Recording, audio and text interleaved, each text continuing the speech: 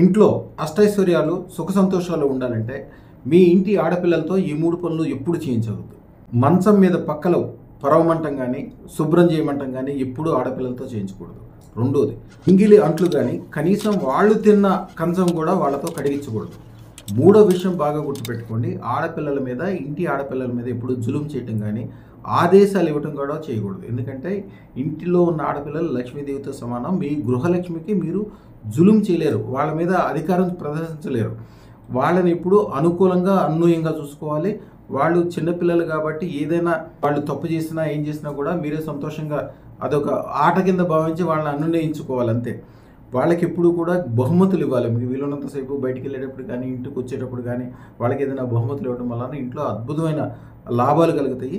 వాళ్ళకి ఏమాత్రం ఇబ్బంది కలిగినా కూడా ఇంట్లో ఉన్న గృహలక్ష్మికి ఆవిడకి కోపం కలిగి ఆవిడ ఇంట్లో వెళ్ళిపోవటం వల్ల ఇల్లు మొత్తం కూడా ఒక శ్మశాన వాతావరణంగా తయారవుతుంది. ఎందుకంటే ఇంట్లో ఉన్న ఆడపిల్లల్ని ఎప్పుడూ చాలా చక్కగా చూసుకోవాలి. ఈ 3 కార్యక్రమాలు ఏ ఇంట్లో అయితే జరగకుండా వాళ్ళని మంచిగా చూసుకుంటారో వాళ్ళకి తెలవకుండానే లక్ష్మీదేవి అనుగ్రహం బ్రహ్మాండంగా జరుగుద్ది.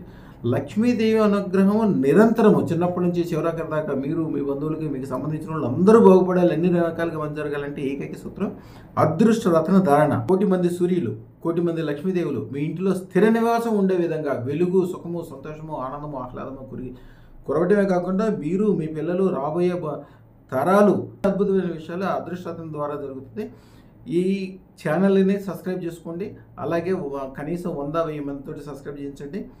9399993389 ఈ నెంబర్కి జస్ట్ ఫోన్ చేయడం కానీ వాట్సాప్ కాల్ చేయడం వలన మీకు ఫ్రీగా జాతకం చెప్పడమే కాకుండా మీరు ధరించవలసిన అదృష్టత్వం గురించి పూర్తి వివరాలు చెప్పబడతాయి.